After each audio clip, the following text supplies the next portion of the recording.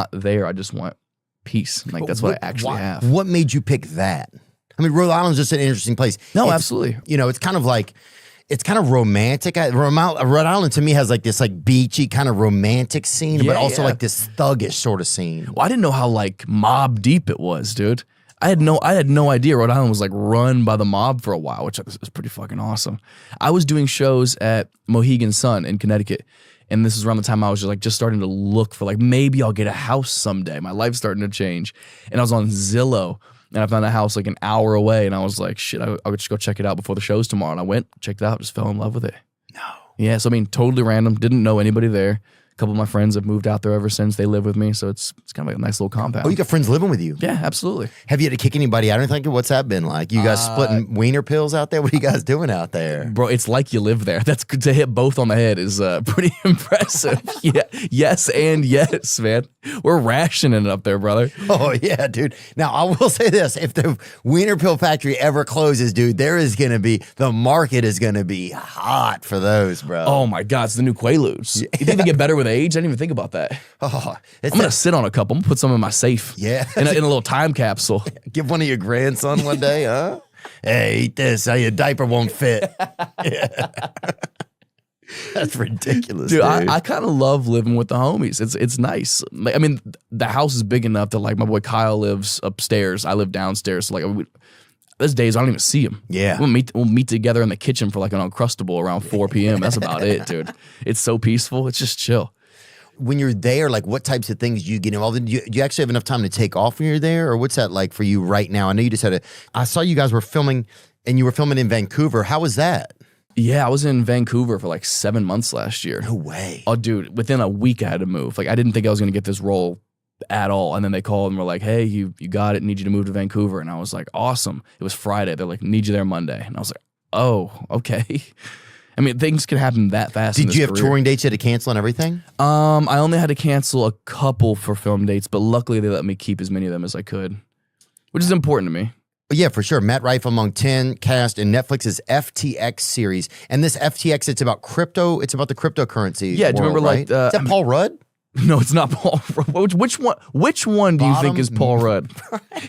Which one of those? Bottom middle. You think that's Paul Rudd? Does it look like him to anybody else or just me? That's going to be just you.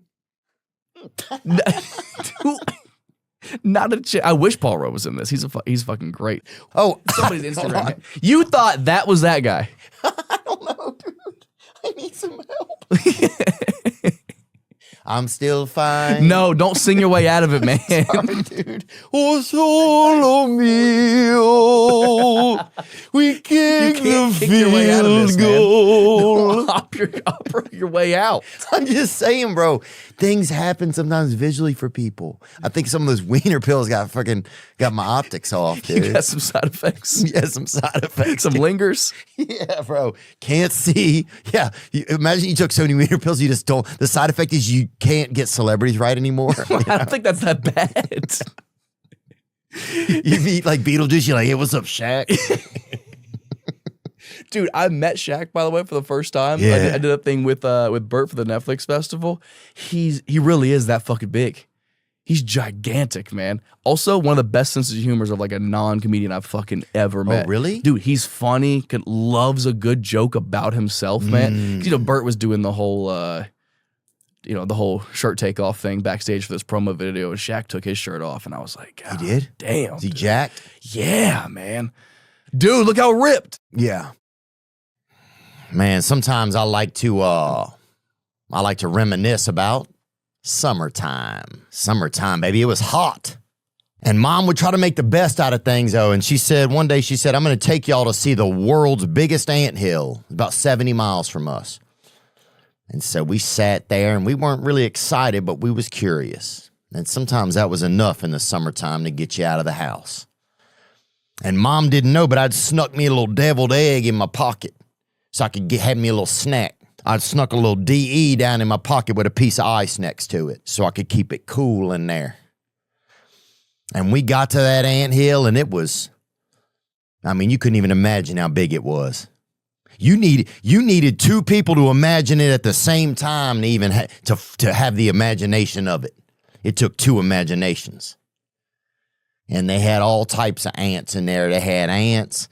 They had step ants, ants once removed. They had cants. They had ants that just couldn't do it anymore. You know, they just said they was dealing with impairments or high blood pressure. And we were about 95 minutes into the tour. We'd been, was coming around the east end of that ant hill, and I'd been bit probably 20, 30 times by now. And they had a little rest area, a little bathroom area. So I'm going to sneak off behind these toilets and have me that deviled egg, baby. Have me a little cut of that DE that I had in my pocket. And I reached in there. Those ants had picked my pocket clean, brother. I don't know how much devil was in that egg, but it wasn't enough to keep those ants away. So we had some times out there, man. And they were challenging and they were exciting. And they were adventurous. And that's summertime, Anyway, cheers to Mountain Dew. Tastes like America. Tastes like summer. So you were up there in Vancouver. Was it an enjoyable experience? Vancouver's awesome. Vancouver's beautiful. Yeah. I had a good time with that. Being a part of like that pedigree of a project is awesome. Anthony Boyle and Julia Gardner are the leads of it. And they're just such fucking great actors. Really? Like, if they're not nominated for an award for the show, I mean, it's robbery. They're so talented. To like get to like learn from people like that day after day for 7 months was just an awesome opportunity. It was so hard though. Like the dialogue was just not something I was familiar with. Like it's all about crypto shit. So like every line I'm having to like Google what I'm even saying. Oh, really? Was that intense? Oh my God. So obviously memorizing the lines was a lot more difficult than just like a day-to-day conversation. Yeah, but it was a good challenge. Like I love acting. I want to do more of it for sure. Yeah? Yeah, I think so. But the thing about acting is it takes away from that stand-up. It takes away from that stage time. It definitely does. It's hard to go. Because if you have those long days, were you having long days?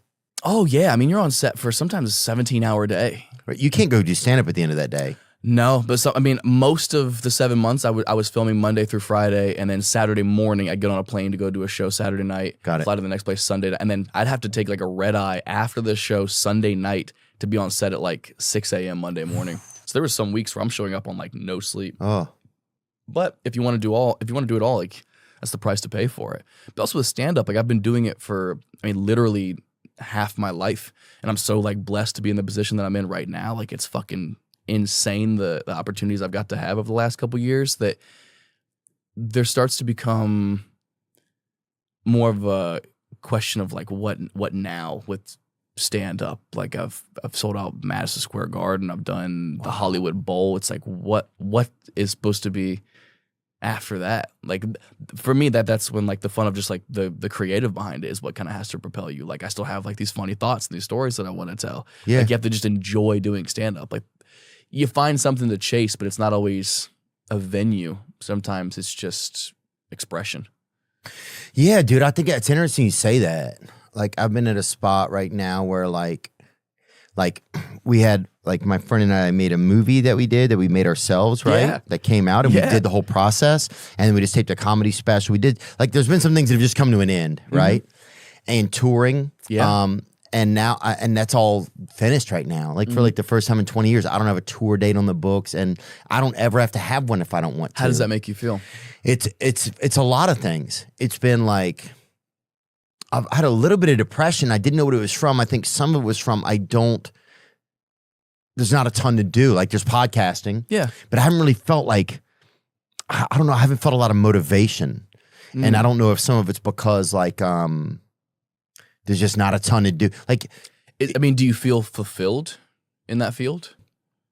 Sometimes I feel like, well, what do I like? Yeah, I think part of it is like, yeah, well, what do I want to do now? Did I just start stand up like 20 years ago and I've just been doing it and like, and then now what do I want to, I want to keep doing it. I do know that I want to keep doing it. I don't know if I want to get on stage like right now, but there is part of me that's like, yeah, well, what else do you want to do? What else do you I think I kind of wish that there was like a family aspect in my life right now, like wife and children, but that's not there. So it's like, that's okay. No, it's just like, you got to wait till that comes along. But I do think there's some like having patience with like not the craziest days, and that's okay. And what's going to be next? And I don't know, right? I think having patience with I don't know is kind of tough for me. No, it's very hard. It's fear of the unknown, especially when you're used to working for, you said 20 years. You're waking up day after day trying to create opportunity for yourself, whether it's a tour or whether it's filming something or producing something, developing something. Like I can't take a vacation. If I take 3 days off, I haven't performed stand-up in 2 weeks. I feel like I've forgotten everything. I've been going crazy. I'm only home for like 2 to 3 days at a time. When I'm there after the second day, I'm like, fuck, I feel like I need to be doing something. When I don't. Like, it's okay to like take a break and just be healthy and, be where your feet are at for a little bit. Yeah, I think that's the tough part for me right now a little bit. And then I think some of it's asking God, like, well, what is, like, does God want me to be doing what, or just like, I think, I go to that place of prayer for like, where, help me figure out what do I want to do? Cause I'm not feeling like a ton of like, I just don't know. That's the thing. And so it's just kind of interesting. I think that's totally fine, man. Yeah, it's just hard to be like. It's incredibly hard, man. When you've been chasing something for so long, and then you feel like you've accomplished isn't the right word, but like you at least got to a place of comfortability to where you don't need to be killing yourself every single day. Yeah, it's hard, man. From going from 100 to 0 or 2, Yeah, it's hard to coast. Yeah, it's hard, and you start to. All the little things come in, like, well. Am I doing enough, or I'm going to fall off, or these things are have fallen off, like and some of that's all just it's all bullshit. It's all just whatever. Yeah. But all those little things kind of come in, and you put each one on the scale of you and be like, well, what weight does this really have? And sometimes it jumps on the scale itself, some of these fears or things, and you don't even know it, and you're under the weight of it before you realize, oh, I didn't even put this there. This just kind of showed up. How much of it is ego? You know what I mean? Oh, dude. Like, how much can I put that aside, and how much is actually important to me? That's the biggest thing is, No, it's so hard. how much of this is ego too, and what's important? What do I need? And then what is my voice best? How can my voice best even be used moving forward for myself and for like anything, all that kind of stuff. Does that make sense to you? That makes perfect sense. I can't thank you enough for even understanding what that feels like. Like most people just don't get that. There is a fear of slowing down for sure. Like, I have slowed down a ton. We were doing 40 to 50 shows a month between like 2024 to the beginning of 2025. 6 to 7 shows, 6 to 7 nights a week, 2 shows a night, dude. Your schedule was scary, dude. I remember wild. We spoke one time. You were having sleeping disorder. Yeah, man, you called about that. I really appreciate that, by the way. You're having a sleeping disorder. I have horrible insomnia. Like I literally cannot fall asleep without like the assistance of something. Yeah. How'd you even I guess it's easy to figure out, but did you notice what was keeping you up? Were you drinking coffee late in the day? No, I don't do any caffeine at all. Like never have. Cannot do it. My brain just like, when you're about to fall asleep and then